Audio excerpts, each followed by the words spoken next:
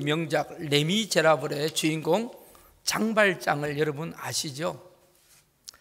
며칠 전에 우리나라에서 현대판 장발장 이야기가 인터넷을 달군 적이 있습니다. 저는 처음에 인터넷 들어갔는데 어떤 경찰이 아직도 이렇게 굶어가는 사람이 있냐 하면서 울분을 토하는 그 모습을 본 적이 있습니다. 도대체 무슨 사연이길래 이런 내용이 올라왔나. 그래서 제가 자세히 봤더니 배고픔을 못 이겨서 어느 인천의 마트에서 아버지와 아들이 우유 2팩하고 사과 6개를 훔쳐가지고 이제 담다가 CCTV에 걸려가지고 경찰서에 신고를 한 거예요, 마트 주인이. 그래서 경찰이 이재익이라는 경위가 그곳에 도착했을 때 보니까 그 두 부자가 무릎을 꿇고 마트 주인한테 빌고 있더라는 겁니다. 그 상황을 목격하면서 보는데 사연이 있었다는 거죠. 이 이경이가 볼 때도 전문 도둑꾼이라면 CCTV가 그렇게 위에 이렇게 보여지는데 거기서 물건을 담지를 않는다는 거죠. 그러니까 이 사람은 전문 도둑범이 아니고 너무 배가 고파서. 사연을 알고 보니까 이 물건 훔친 아버지는 노모를 모시고 두 아들 7살하고 12살 된 아들을 데리고 사는데요, 몸이 아파가지고 당뇨와 갑상선 때문에 몸이 아파서 6개월 전에 실직을 하고 너무 배가 고파서 결국 그걸 훔치게 되었다는 거죠. 가격으로 말하면 한 10,000원 정도, 한 10불도 안 되는 그것을 훔치다가 걸렸던 거죠.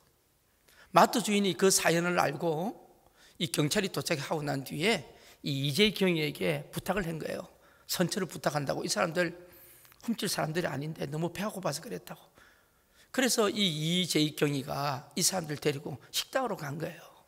식당으로 가서 국밥을 사주면서 속에 막 눈물을 흘렸다는 거예요. 오죽했으면 그 우유 2팩하고 사과 6개를 훔쳤겠냐. 그런데 그때 그걸 옆에서 보고 있던 한 중년 신사가 그 사연을 듣고 현금 인출기에다가 20만 원을 인출해가지고 이 부자한테 던져놓고 나가더라는 거예요. 식당으로 쫓아와가지고. 그걸 돌려주려고 나갔더니 벌써 그 사람은 사라졌다는 거죠.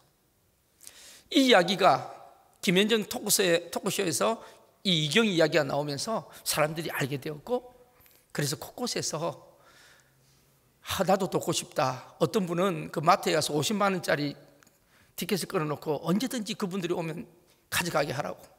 그리고 어떤 분은 쌀도 보내고, 그렇게 하면서 여러 가지 훈훈한 인정을 느꼈던 그것이 전번주에 인터넷에서 계속 회자가 되었던 것을 볼 수가 있습니다. 이 이경이는 아버지를 행정복지센터에다가 소개해 주면서 다시 좀 이렇게 직장을 구할 수 있도록 도와주고 있고, 또 많은 사람들이 그 양육의 보탬이 될 수 있도록 성금도 답지하고 있고요. 어제 뉴스 봤더니 이 마트 주인 조모 씨도 자기도 몇 년 전에는 굶은 적이 있어서, 지금 이렇게 마트를 운영하고 있지만 한 10년 전에 굶은 적이 있어서 마음이 애처롭다고, 어떻게 하면 좀 도와주고 싶다고 그런 이야기를 한 것이 있습니다. 저는 그 사연을 보면서 아직 우리 사회는 그래도 살만하다, 저런 사랑의 마음들이 있기 때문에 저 부자가 이제는 다시는 그런 짓을 안 할 것이다. 그 받은 사랑이 있기 때문에 자기들도 아마 형편이 곧 나아지면, 이제 건강이 회복이 되면 자기들도 아마 사랑하며 살지 않겠나, 저는 그렇게 믿고 싶습니다. 빅토르 유고의 명작 레미제라블의 주인공 장발장의 이야기도 마찬가지 아닙니까?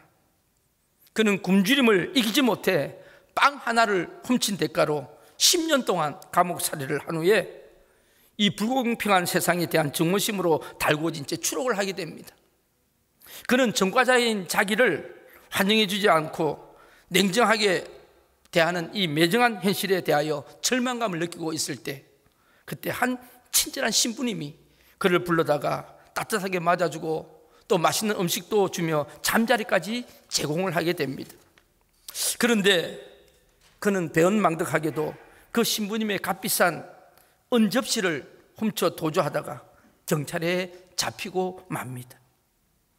선물로 받은 것이라고 거짓말을 해보지만 코웃음치는 경찰관에게 끌려서 현장 확인차 이제 신부님의 집으로 가는 이 장발장의 마음은 신부님을 볼 면목도 없고 그 부끄러움과 마음에 끌어오는 분노로 가득 차게 됩니다. 그런데 뜻밖에도 그 신부님이 문을 여는 순간에 이 상황을 직시하고 환한 얼굴로 장발장을 맞이하면서 이 사람아, 내가 준 이 은접시 말고 은촛대는 왜 안 가지고 갔었냐고, 그러면서 그 위기를 모면하게 하고 경찰로부터 그 위험을 모면하게 도와줍니다. 경찰이 돌아간 후에 어쩔 줄 모르고 서 있는 장발장에게 이 신부님은 실제로 은접시와 촛대를 자루에 담아 쥐어주면서 그 장발장에게 이렇게 감동적인 이야기를 합니다. 당신은 지금 이 순간을 평생 가슴에 간직하고 절대 잊어버려서는 안 됩니다. 당신의 영혼과 생명은 누군가에 의해 구원받은 것입니다. 당신의 삶은 이제 당신의 것이 아닙니다. 당신은 이제 하나님의 것입니다. 장발장은 그 말을 가슴에 새기고 새로운 사람으로 자수성가를 하게 되죠. 그래서 그는 창리의 딸 코제트를 자기 딸처럼 키워주고, 그리고 그 코제트를 사랑하는 청년을 위하여 기꺼이 자기 목숨까지 내어주는 훌륭한 성인이 된다는 스토리죠. 사랑하는 성도 여러분, 이 장발장은 신부님으로부터 최상의 은택을 받았기에 그는 그 역시 최상의 삶을 살 수가 있은 줄로 믿습니다. 오늘 요한복음 3장 16절은 우리 기독교 복음의 심장이라고 할 수 있습니다. 구약 39권 그리고 신약 27권 총 66권을 한마디로 요약하면 오늘 이 본문에 있는 말씀입니다. 금세기 최고의 신학자인 칼 바르트는 신학에서 가장 큰 주제가 뭐냐, 한마디로 말하면 예수님이 날 사랑하신다는 것이 성경에 쓰여 있다는 것이다, 그렇게 한마디로 이야기를 합니다. 요한복음 3장 16절 말씀을 어떤 분은 이렇게 설명을 합니다. 우리 요한복음 3장 16절 한번 띄워줘 보세요. 하나님이, 여기서 하나님이 세상에서 가장 위대한 아버지, 세상을 이처럼 사랑하사 가장 위대한 사랑, 독생자를 주셨으니 가장 위대한 희생, 그리고 이는 저를 믿는 자마다 가장 위대한 초청, 그리고 멸망치 않고 영생을 얻게 하려 하심이라. 가장 위대한 구원과 소망, 정말 가장 귀한 해설이라고 생각합니다. 오늘 우리는 하나님으로부터 가장 최상을 받은 자임을 확신하는 그런 감격이 있기를 간절히 축복합니다. 기독교 초기의 성자였던 어거스틴은 요한복음 3장 16절을 읽고 이런 간증을 했다고 합니다. 참으로 이상하고도 놀라운 일이다. 내가 만약 창조주 하나님이었다면 벌써 이 세상을 심판해 버렸을 텐데, 이상하게도 하나님은 나를 이렇게 사랑하시다니.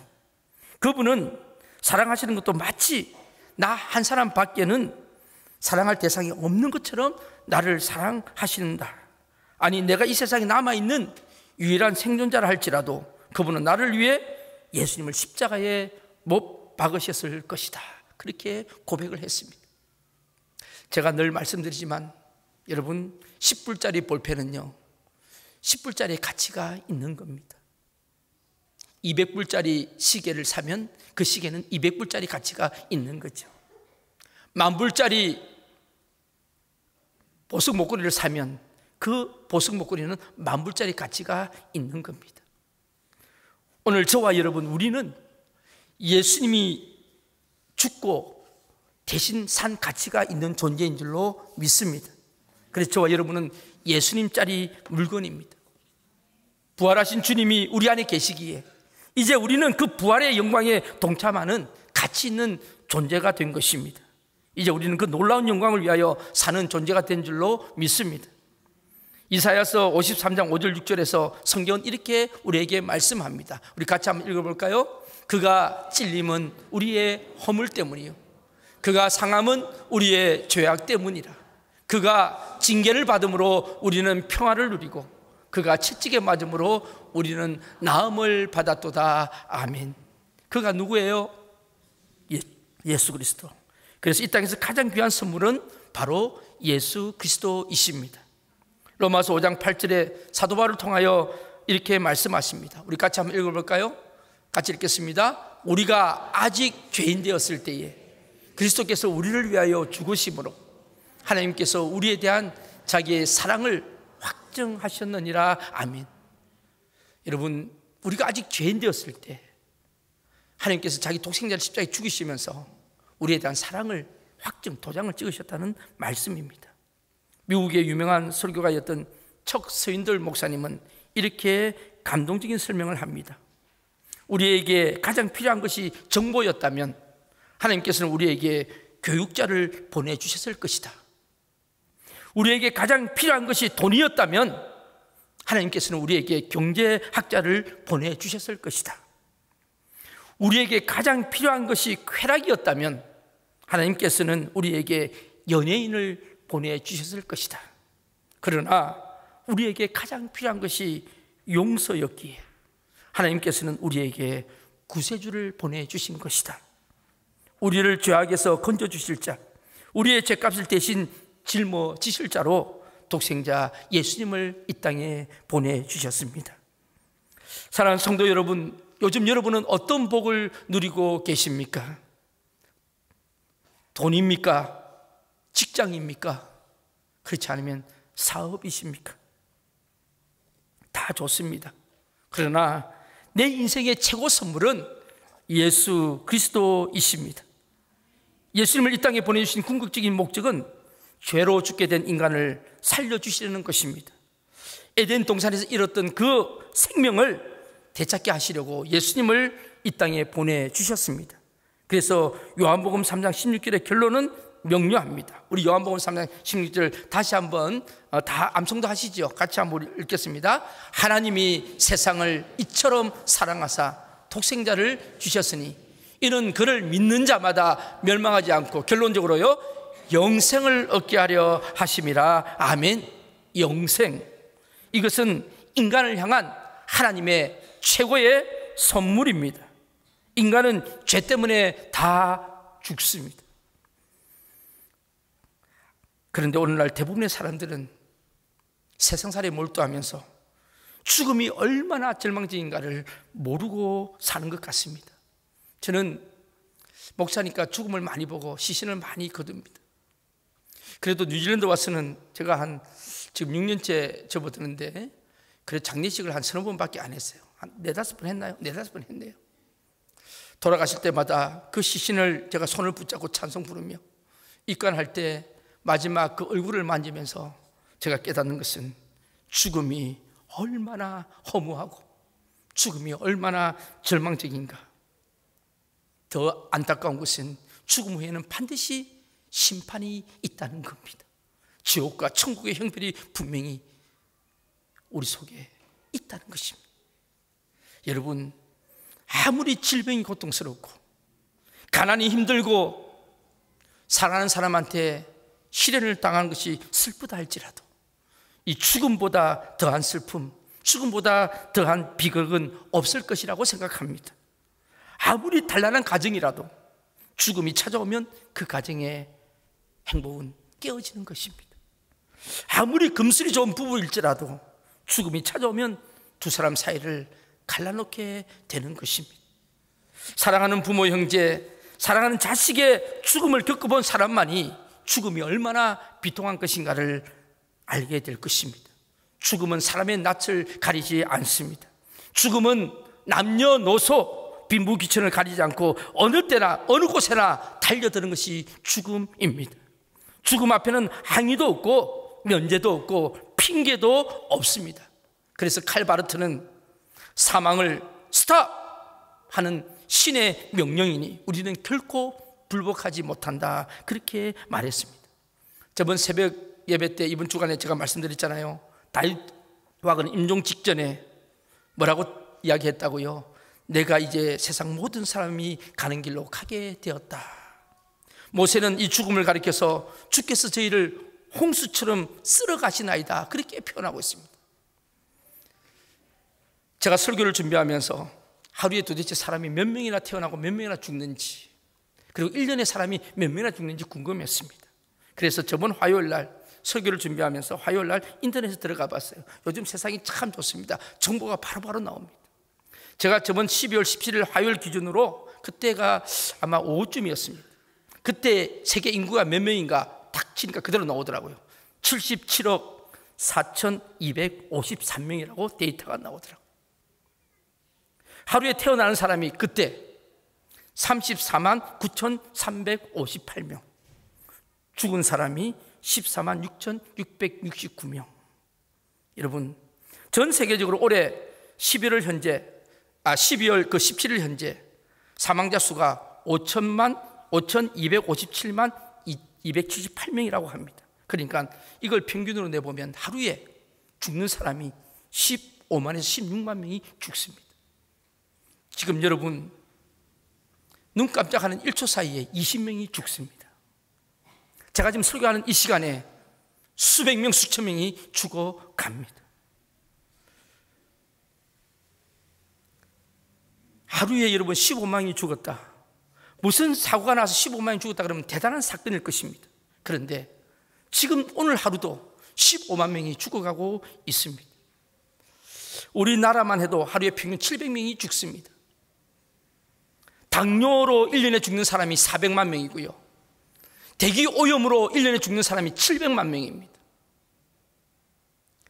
중국에서 대기 오염으로 죽는 사람이 160만 명. 어제 뉴스 봤더니 인도는 그걸보다 더 넘어서서 대기 오염으로 죽는 사람 인도에서만 230만 명이 죽어갑니다. 1년에. 여러분, 죽음이라는 것이 얼마나 무섭고 잔인한 것인지 모릅니다. 오늘도 15만, 5, 6만 명이 죽어가는데 그 15만 명 가운데 저와 여러분도 또 우리의 관계자도 안 섞일 거라는 보장이 어디에 있겠습니까? 내일 15만 명 안에 저와 여러분이 포함될 수도 있다는 것을 분명히 알아야 합니다. 인간은 그만큼 죽음과 불가분리의 관계가 있는 것입니다. 아무리 과학 문명이 눈부시게 발달하고 화려한 문화가 꽃피워도 인간을 이 죽음의 운명에서 구해낼 수는 없습니다. 세상에서 아무리 강한 왕이라도, 천하가 벌벌 떠는 정복자라 할지라도 죽음의 폭군 앞에서는 모두 아무런 저항도 해보지 못하고 그냥 힘없이 당해버리고 마는 것입니다. 제가 한 번은 진시황 전시가 있어서 가봤는데 이 진시황이요, 불로초를 구하려고 얼마나 사방팔방으로 돌아다녔는지. 그런데 그 사람이 40대에 죽었다고요. 그런데 그 죽으면서 어떤 일을 한 줄 아십니까? 자기 혼자 죽으면 외롭다고 살아있는 사람을, 자기 장례식까지 살아있는 사람을 수백 명을 같이 매장을 시켜서 죽였습니다. 그렇게 죽음에 대한 공포가 있는 것입니다. 여러분,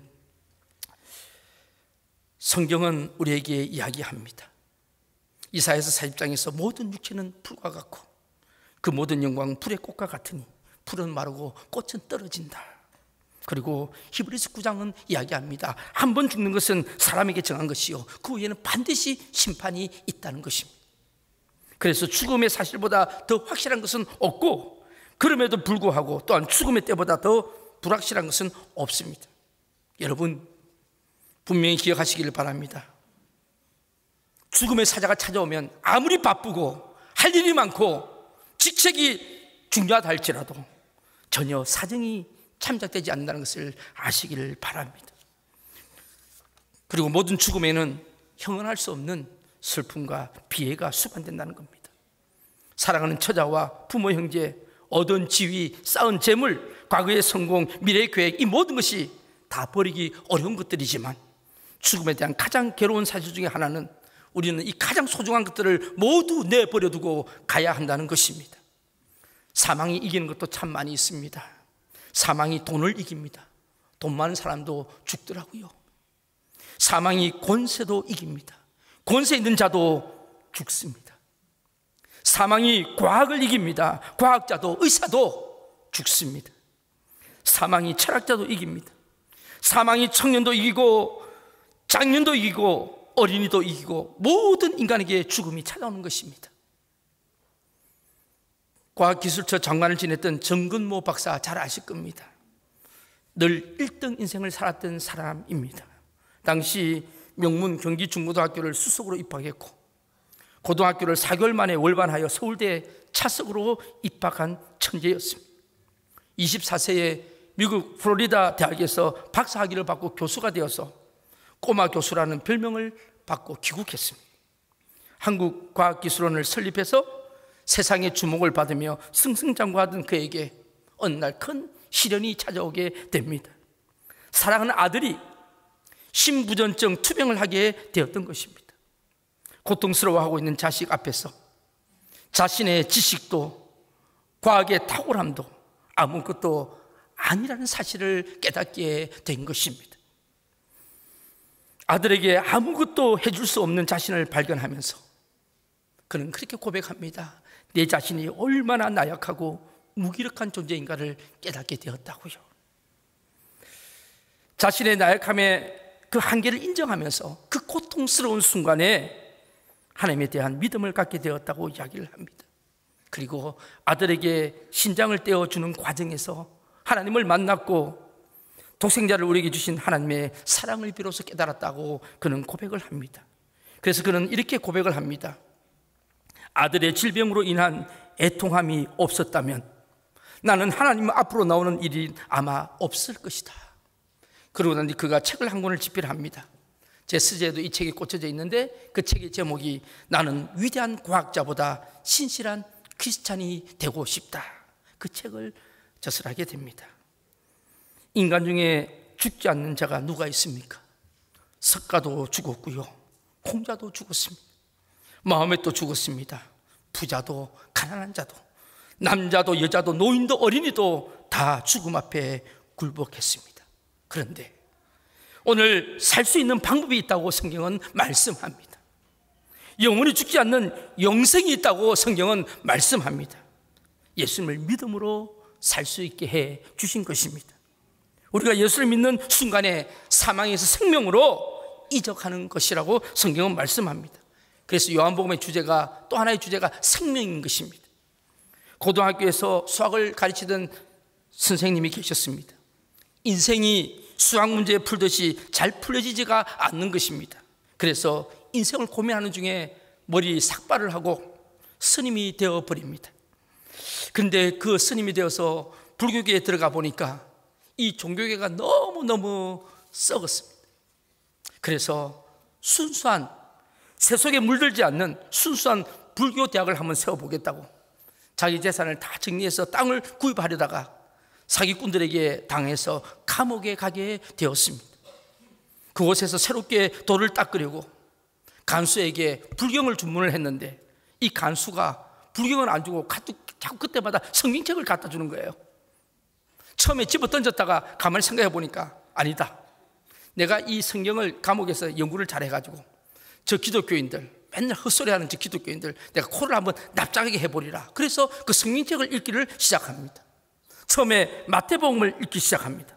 마가복음을 읽습니다. 그런데 자꾸 마음이 이상해집니다.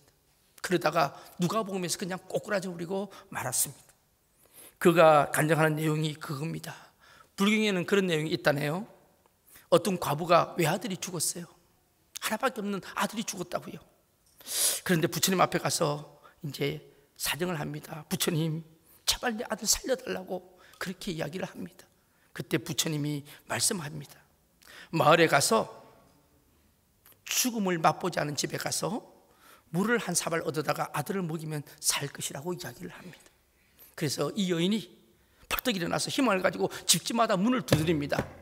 여러분 집에 문을 두드린다고 생각했을 때 이 집에 죽음을 맛보지 않은 집이 있겠어요? 여러분 혹시 집안에 한 번도 안 죽은 분들이 있으십니까? 있으면 한번 손 한번 들어보세요. 돌아가셨으면 다 돌아가신 거예요.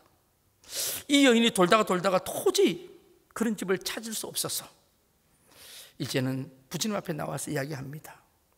죽음을 맛보지 않는 집이 없는데요. 그때 이 부처님이 유명한 말씀을 하십니다. 그것이 인생이다. 얼마나 멋집니까?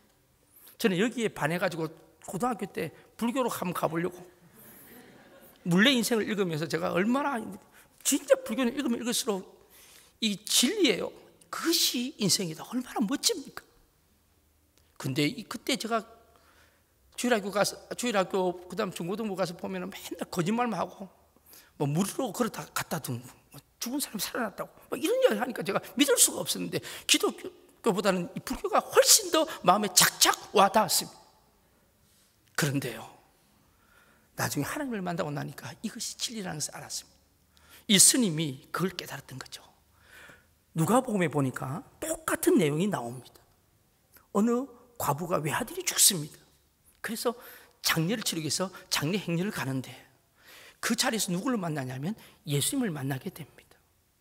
불교에서는 여인이 찾아와서 부처님 앞에서 살려달라고 예언을 했는데 그것이 인생이라 그랬는데, 똑같은 상황인데 그 장례 행렬에 예수님이 개입하시면서 멈춰라고 이야기합니다.